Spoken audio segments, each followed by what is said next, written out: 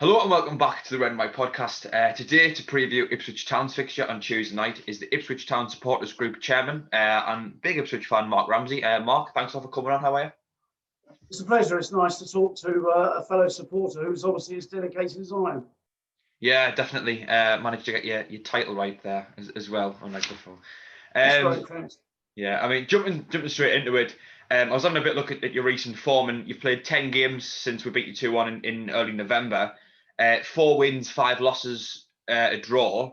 Fair to say, quite inconsistent, not the best form for a team that's wanting to go up. Last 5 games, loss, win, loss, win, loss. So I think inconsistency is definitely key. But I noticed as well, your 5 losses, 4 of which Hull, Portsmouth, Charlton, Peterborough. Are you struggling against the bigger sides? I think we're struggling against every side, if you want to be honest. It's just a very interesting thing that's going on at the moment. I said my hair was a bit dishevelled this morning. That sums up the team. We're not doing particularly well at all. We've lost 5 out of the last 6 home games, which should bode well for Tuesday night because that means we're due a win, and I think we must win it. We've got to win one home game sometime. Was really hoping for it yesterday against Peterborough. The team did play better. We still didn't look particularly well organised. It's disappointing. 2 great clubs such as ours shouldn't be in the position that we're in. 100%, mate. Definitely. I think Ipswich, at the absolute minimum, a championship club really should never be anywhere near the third division. Of course, I would say the same for ourselves. I mean, you're touching on home games there. Yesterday, I know we won 1-0 at home. But that was our first home in, I believe, 2 months. I actually think it was since we beat you 2-1. Your away form's better than your home form, which is again very worrying for us. And our away form's better than our home form, and you're coming to play. Can we come and play your, Stadium of Light again instead? Mate, the state of the pitch, I don't think you'd want to. No, you haven't seen our pitch yet. We're not called the Tractor Boys for a reason. Is it that bad? Like, been ploughed up. No, ours is a bit of a state at the moment, but I don't know why. Because you think apparently there's sand underneath the pitch that's being used to soak up moisture. We've got underground heating which we can use. We've got covers for the pitch. We've actually got a roof on the stadium. I don't know how it's that bad, but the game nearly got called off last Tuesday night at Plymouth. So probably a smart decision to be going away. Really. What do you think's caused the poor form recently? I mean, the last 10 games since we played us, it seems as if you've really, really fallen off. We've definitely formed some real inconsistencies. If I could put my finger on it, I'd probably be doing Paul Lambert's job. Has he been unlucky with injuries? Yes. We've had terrible, terrible injuries. We've had 8 players out with coronavirus, with COVID. We signed a guy from Preston, Arab, on Wednesday. Thursday he trains. Friday he's got coronavirus, so he can't play. So this is the sort of luck that we're having at the moment. We just don't seem to be getting it together as a team. We're not a unit. We're not playing as we should do.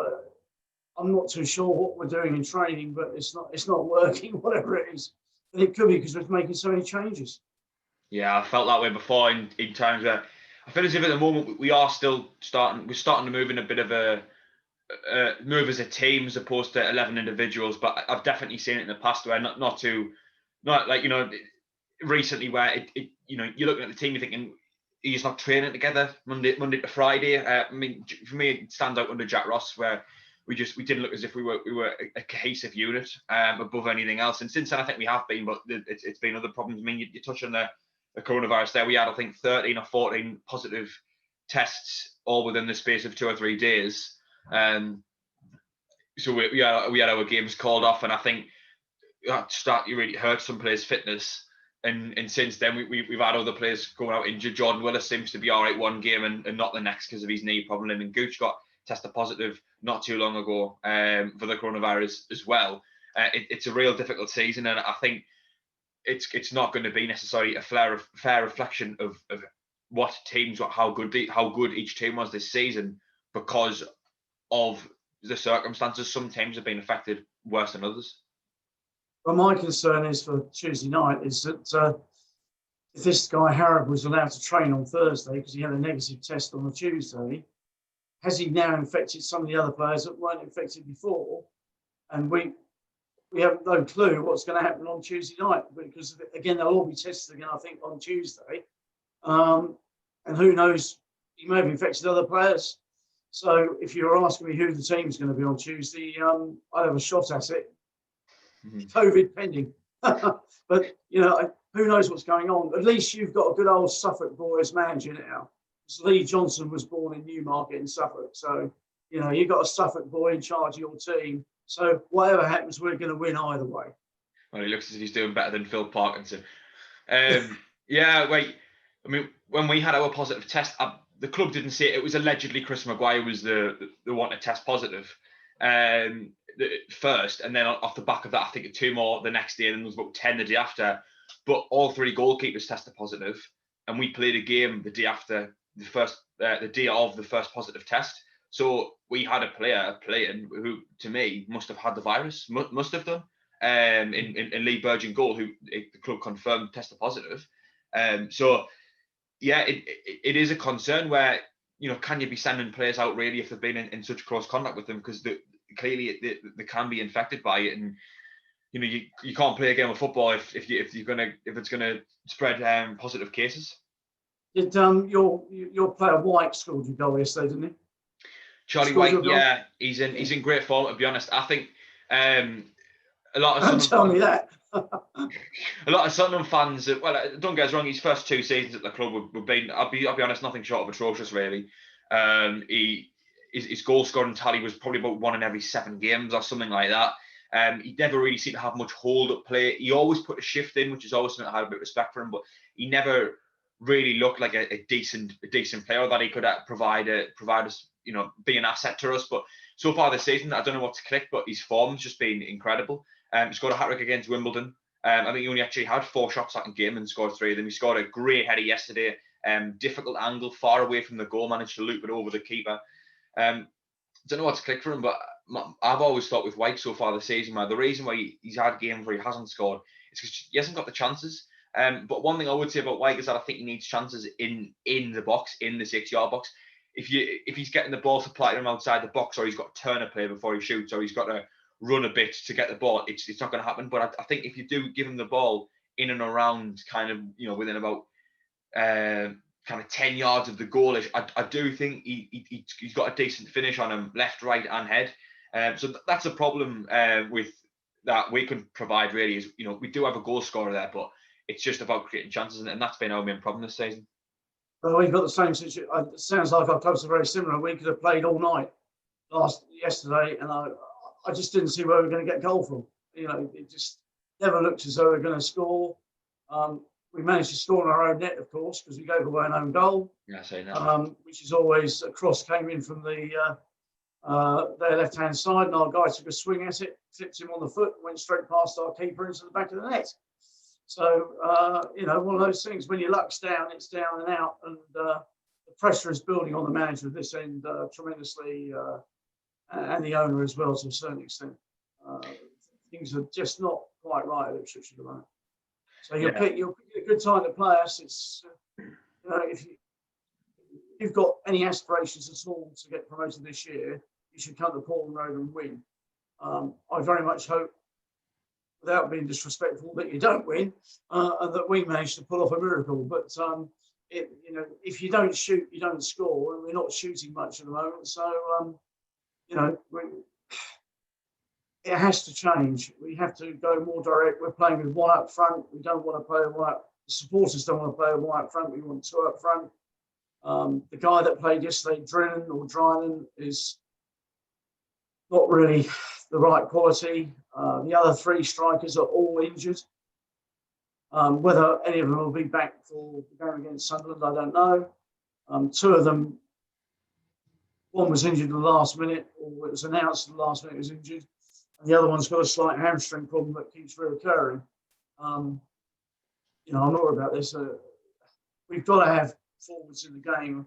Perhaps we'll sign somebody, I don't know, but I think we can't sign anybody now because of this salary cap. We're up to it.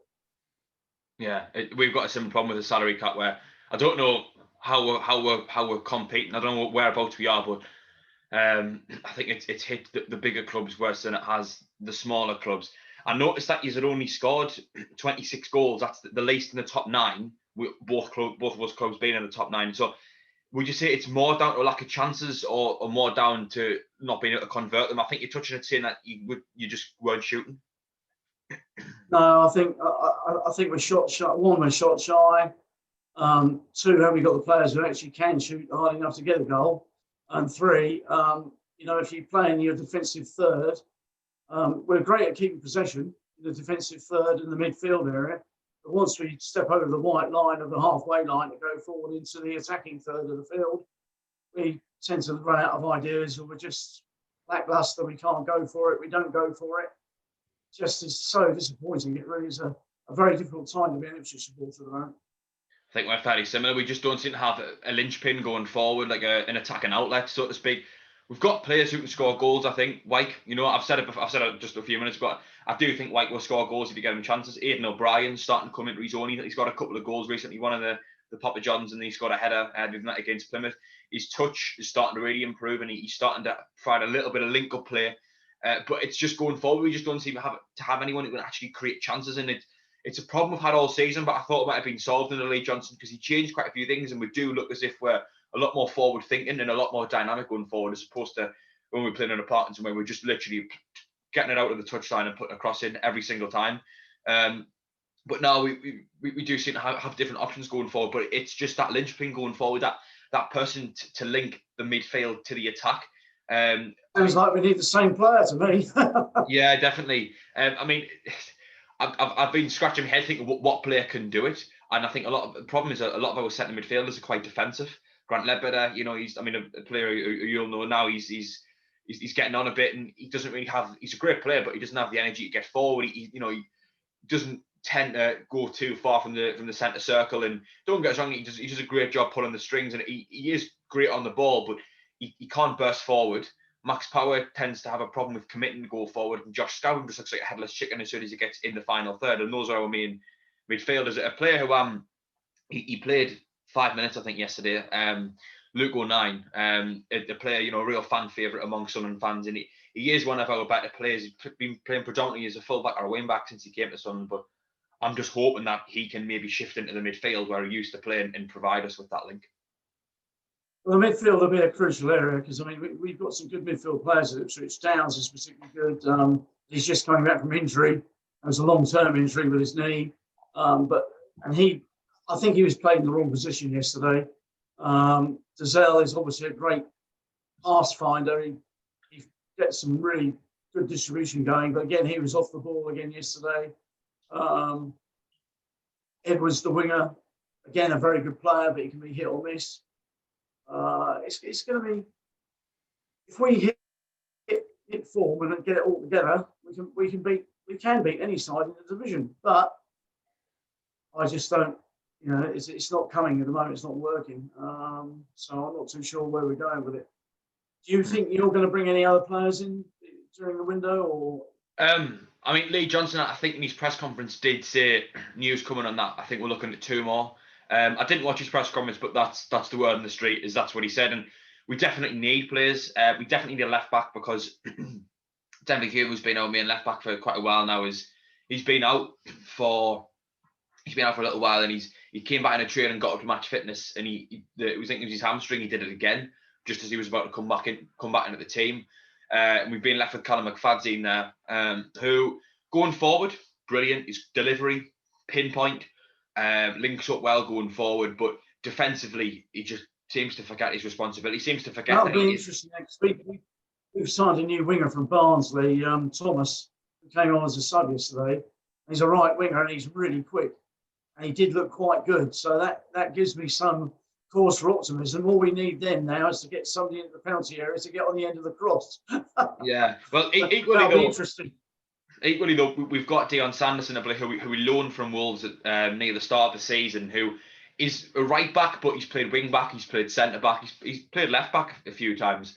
And if Jordan Willis' injury is okay, because it seems to be one day he's got a problem in his knee, it seems to be one day he's fine, one day he can't walk. But if he can be okay and he can play at centre back, Dion Sanderson won't have to play there, and he can play left back. And defensively, he's miles better than Callum McFadzean. So that could be a problem to solve there. But if Callum McFadzean plays left back and you have got a right winger that's looking good, you can expect him to get a lot of space because he'll go forward and forget he's got to defend. And well, that sounds good. I'm optimistic. Yeah, you made me feel happier. Thank you. But whether our management team will work that one out is a different matter. It's interesting, isn't it, when we talk between fans, that we can see what's going to pitch or the field of play, and sometimes our respective managers can't see what's going on, or we can't see that they can see what's going on. It's interesting. I just sometimes wonder whether supporters would make better managers than the managers are. But, it's interesting. We all have different views, don't we? Yeah, no, definitely. I like to find out about the opposition and compare what's going to happen. But yeah, if you've got a winger who can create chances, you can guarantee he's going to get a lot of space down that right-hand side, because Callum McFadzean will just forget his responsibilities and go forward. And teams come up the right-hand side and you look and going, where is he? Where is he? Where is he? Or when he is there, he can't block across. So to me, if Jordan Willis is back, or if any of the other centre-backs are back, I think Tom Flanagan potentially might be okay to play. I'm not sure on that. I'm not sure what update we have of his injury, or even if we sign a centre back, or potentially bring one of the under 23s, and we can shift Dion Sanderson out to left back, and hopefully he can do a decent job, because he is a good defender. He can't do much going forward, but that's our main problem at the moment is left back. And I think for another signing, as you asked us earlier, again, someone to create chances. I think we've got players who can score goals. We just aren't getting them the chances. And I think it comes from not having, as I say, that linchpin between midfield and attack, that player who can go from the midfield to the final third and put that final ball in, make that run that creates space for someone else, link up with the forward, whatever it is that we need to do to score a goal, because at the moment we don't have that. It almost feels as if we've got the midfield and the attack, and that there's no one in between them. And they don't have any relationship between each other. The midfielders tend to give the ball to the attack and then sit back. It's exactly the same with us. Exactly the same.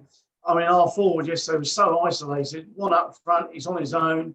You could basically, I could have played up there, and I'm 62 years old. I could have been up there. It wouldn't have made any difference at all. Yeah. All he did was try and chase a few players down, and he never won the ball. He never got it. It was pointless having him on the pitch. We might as well play with 10 men. Yeah. And the gap is so great from the forward to the midfield. Unless they go up and support him, like I said, we're absolutely brilliant in our last third of the field and the halfway line. But then once we step over the halfway line, it's like everybody panics. Oh no, what do we do now? Where do we go? Who wants the ball? It's like the ball's become a hot potato, for want of a better word. Nobody wants it. No, you have it. No, I'll have it. No, you have it. And then inevitably it gets pumped long.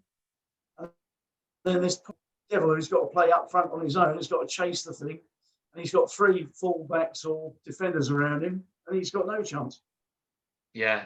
As I say, we're pretty similar. The strikers are tend to get isolated. I mean, we changed it from 4-3-3 to 4-2-2, 4-2-2, which is like 2 defensive midfielders, 2 kind of wide attack midfielders, and 2 strikers, and that is working better for us than that is working better for us than 4-3-3, because we just have that extra link. It seems as if there's a bit more of a relationship between the attack and midfield, but the problem is the front 4 can't do it on their own. They need someone else to just get up there and support them, and it tends to be Josh Scowen. But as I've mentioned, he's a defensive midfielder and he can't do it going forward. When he gets on the ball, he just panics. As you say, it's a hot potato. His final delivery, too often it goes into the stand. Too often it goes out of the stand. He doesn't have the ability, I think, to really cause problems going forward with teams, but he's being forced into doing that because we don't have anyone else there to do it. I mean, when you do go forward, what does the aim seem? Is it to pass it? Is it to cross it into a target man? Is it to slip balls in behind it or a quick strike? What is the plan when it does work? Well, you tell me when it doesn't work. We look. I think playing one up front for us at the moment with the striker we've got is absolutely ridiculous. So if we score against you, we're playing. If this one guy plays up front, I think you'll win. I don't know if you're easily. It sounds like you'll struggle to score as well.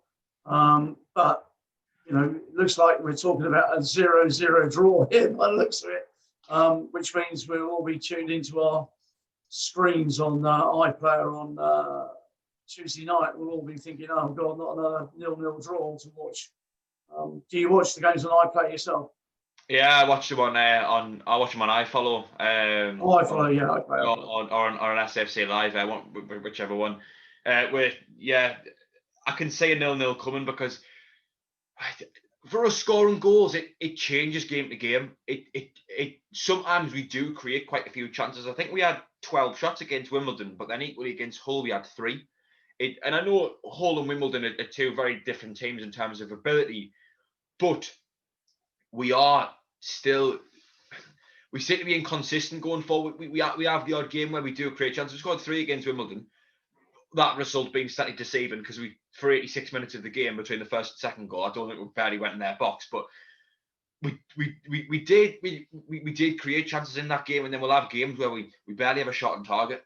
And I think often it depends on the opposition, but often it depends on ourselves, and it just depends on whether if the midfield can link up with the forwards effectively enough. And Scowen has done it a few times. He played the ball through to Wyke for his 3rd against Wimbledon. We can score goals, but it all depends on, can the midfield get into the final. You'll know against us, you're in trouble if we have a shot inside the first 75 minutes. If we've shot before 75 minutes, then you know we're going to go for it. But it was 75 minutes yesterday before we had a shot on goal. I think we had 1 shot on goal all game. That was it. So the excitement is just, you have to drink lots of tea to keep yourself awake. It's how we're falling so badly. I don't know. Yes, we've had all these injuries. Yes, they've had coronavirus. We're just coming back from this coronavirus. This is only our 2nd game back. You'll be our 3rd game. Hopefully, we've got it together by the 3rd game. So you'll either get. I can remember you coming to Portman Road a few years ago and we beat you 4-0 or something. I can't remember. It was a 5-2. That wasn't expected. Yeah, that was in the championship. Yeah, that's right. Yeah, I wasn't there, but I remember seeing the scores coming through. It's like, oh, another goal.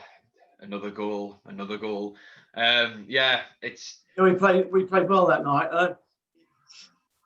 It's so far removed from where it was. It's just unbelievable. And the fans of Ipswich are getting very, very frustrated. I don't know how your fan base is, but our fan base rapidly getting really fed up with it. It's toxic in the moment up here, and I think the owners are getting let off a little bit because we haven't got fans in the stadium. Same with us. I mean, I run the fan reaction videos. I take all the lads' reactions in, and we upload them on our channel on a different channel. We won 1-0 yesterday against a team that had actually played Shrewsbury, who played 4 out of the top 6 and managed to get 3 wins and a draw out of it. Now, to me, I thought we've beat them. We've beat one of the most informed side, if not the most informed side in the league of recent. Great result.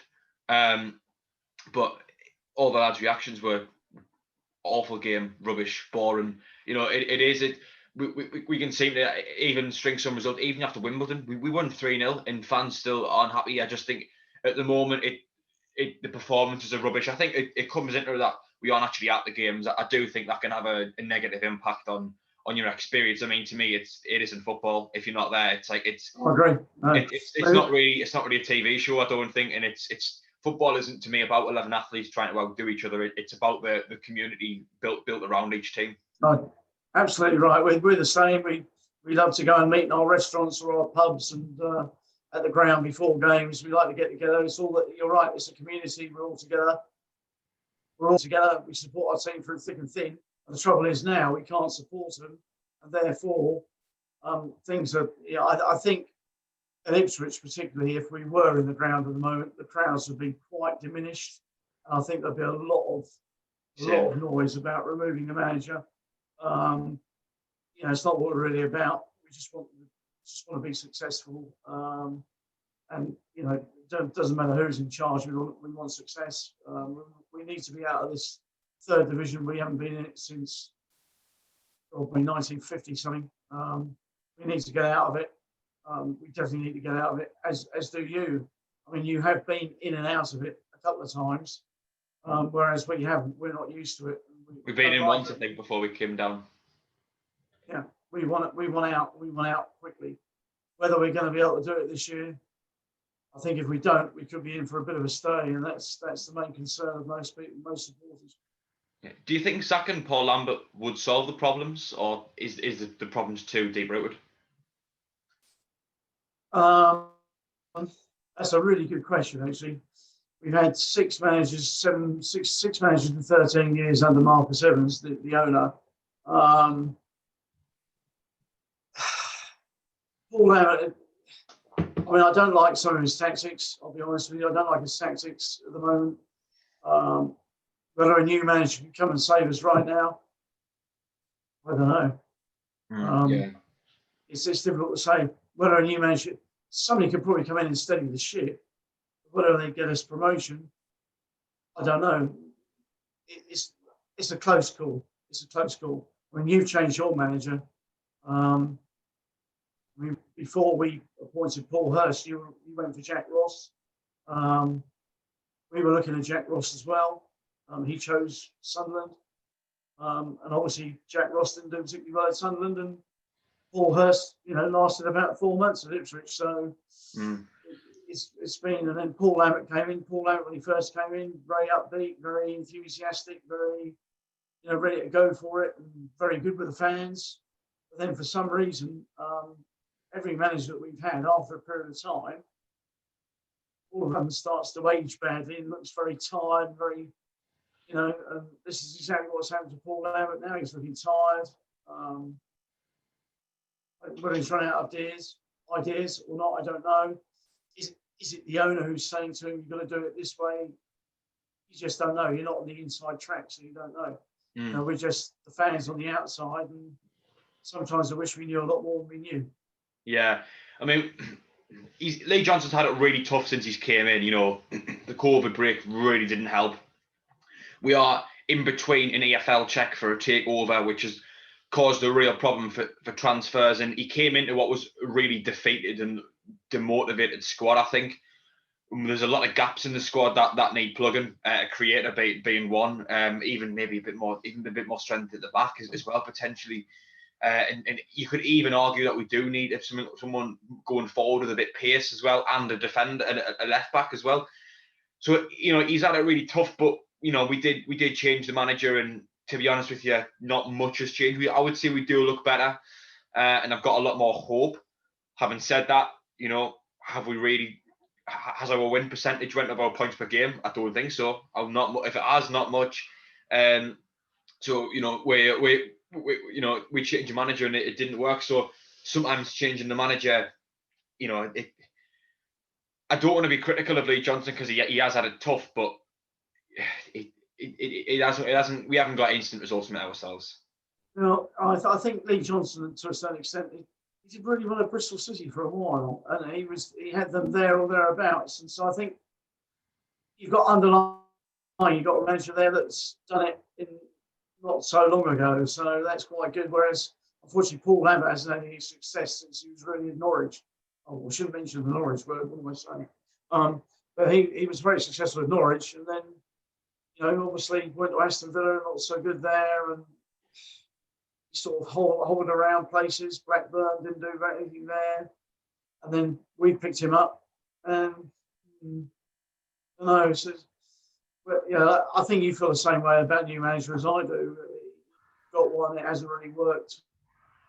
Anyway, would it happen for us? Who did you bring in? That's the answer. Who do you bring in? Yeah. And if we're actually we're both caught by this salary cap or whatever, you're probably going to let players go out before anybody comes in. We've got to hurry up and do some transferring if we want to do that. And there's not many people want to look at our star-studded players at the moment because they're obviously not very star-studded. They're performing quite poorly. So at the very least, we haven't got to look for people coming in for our players this window. Yeah. I don't see anybody coming in for many of our players either. Maybe one or two, maybe three. But it's difficult. Yeah. So, what do you think the score is going to be on Tuesday night? that was about to be my next and final question. To be honest with you, I can either see us winning 1-0. I can see us scoring a goal. But you do seem to be very good defensively. One of the better sides in the league defensively, I believe. So I'm going to go with a 0-0 draw. Okay, well, I'm going to say that I think if we play as we did yesterday, I think we will. I agree with you. It'll be a 0-0 draw. I think if we get our act together, and one of these days it's going to happen, somebody's going to get a beating. I don't know if it will be you guys or whether it'll be someone else. But I'm going to be bold. I'm going to say we're going to win 3-0. We had a similar story last season where we were struggling to score goals, and we all of a sudden just flipped, and we scored 7 goals in 2 games. So I guess I understand the logic, but to be honest with you, I think we're actually quite decent defensively. It just Callum McFadden at left back who's had to play recently. But Mark, thanks for coming on, and hopefully the next time. It's a pleasure, and I'll keep in touch with you. And good luck for the rest of the season to you and the Sunderland fans. You're great fans. We love you coming to Portman Road. We love you singing. You're welcome anytime, and we look forward to seeing you again soon. I just hope that if we don't get promoted this season, that perhaps you can, and at least one of the bigger clubs get back to the Championship. All right. Thanks for your time, and I'll send you a text after the game on Tuesday night. Yeah, and as I say, yeah, thanks for speaking to us. But hopefully the next time we speak, we are previewing a Championship game.